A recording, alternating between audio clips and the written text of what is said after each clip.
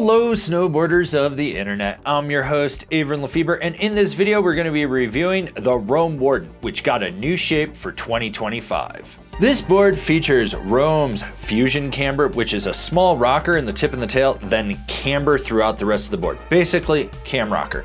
This is going to give you all the load, pop, snap, and drive of traditional camber, but you got that rocker out in the tips, which is going to give you ease of entry and turns, a little bit more optimal powder float, and a nice sweet spot for pressing when you're doing jibs or butters. This board's available in 152, 155, 158, 161, 159 wide, 162 wide.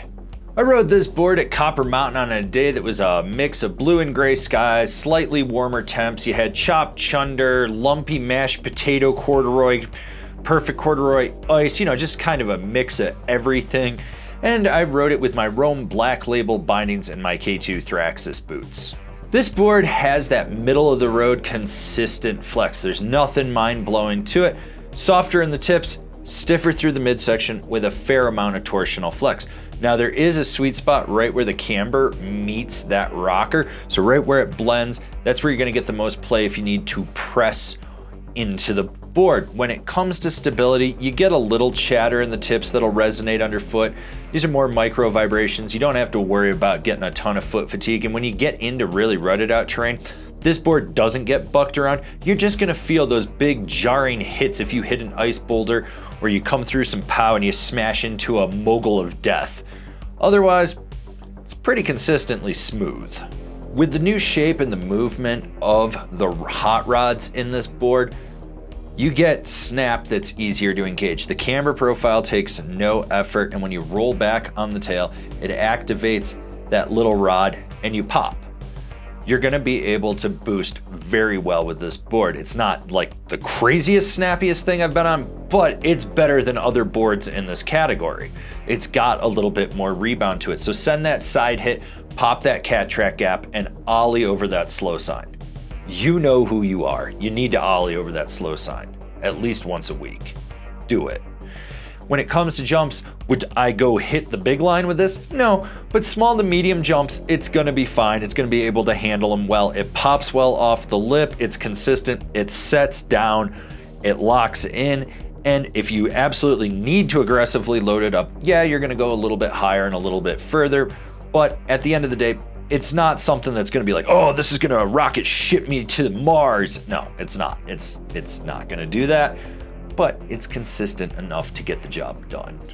All right, so we're like halfway through this review. Why don't you click like, click subscribe, click the bell, get those notifications. That way you're not missing anything we've got coming out for all you snowboarders of the internet. Go, do it.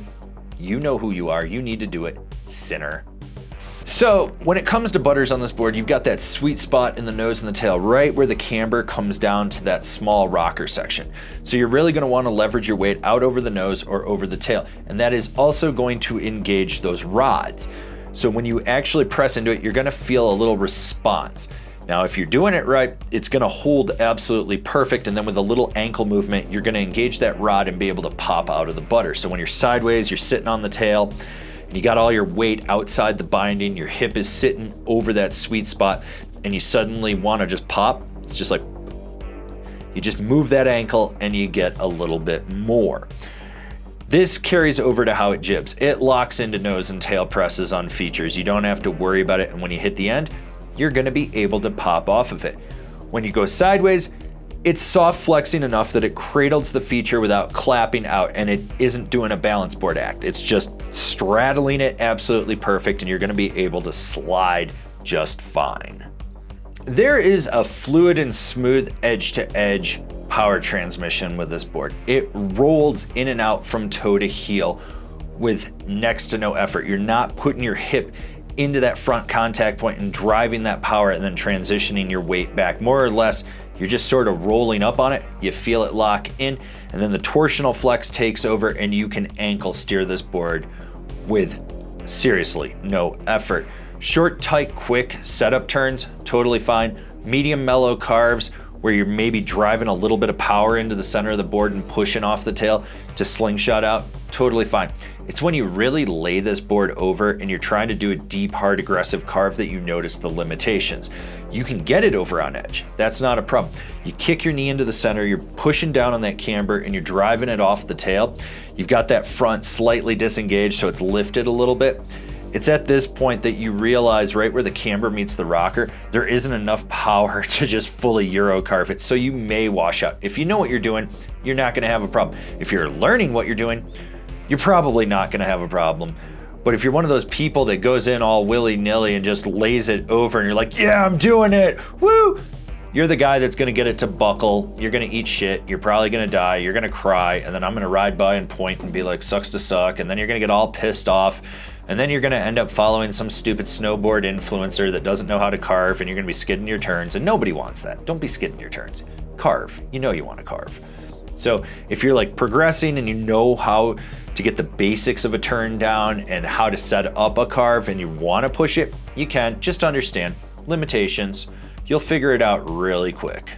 Rider in mind, the progressing intermediate rider that wants one board to do it all that won't hold him back, or somebody that's on a budget and wants a solid do everything board that even if it has minor limitations, you can still push it to its limits. Hey, if you really like what we're doing over here and you want to support us further, swing on over to Angry Snowboarder VIP and become a member. Sure, I could tell you more here, but I got a video over there that explains it so much better. I have been an advocate of the Warden since its inception. I love this board, I've owned this board, I've ridden this board, I ride it as much as I can whenever I'm testing because it's just so consistently good. With the new shape, it only gets better, which makes me proud to just recommend this to people. It's such a good board for the price and what you get. It feels like a board you've ridden 100 days fresh out the wrapper. You know what you're gonna get. It's not overly aggressive, but it's not so below your ability level where you're like, oh, it's a snowboard, it does snowboard things. No, it's consistent. It's consistently good. The side cut's good. The pop on it's good. The flex is good. It's just a good board. I really do believe that this is one of the best boards in this category at this price. Comparable boards, the Nitro Team, the Ride Shadowban, the Public Dispute. Binding recommendations, the Rome Vice, the Ride C6, the Bent Metal Axtion. This has been my review of the Rome Warden. If you liked it and you're still not sure about what you should be checking out besides it, why don't you go check out one of the videos for one of the comparable boards I just recommended.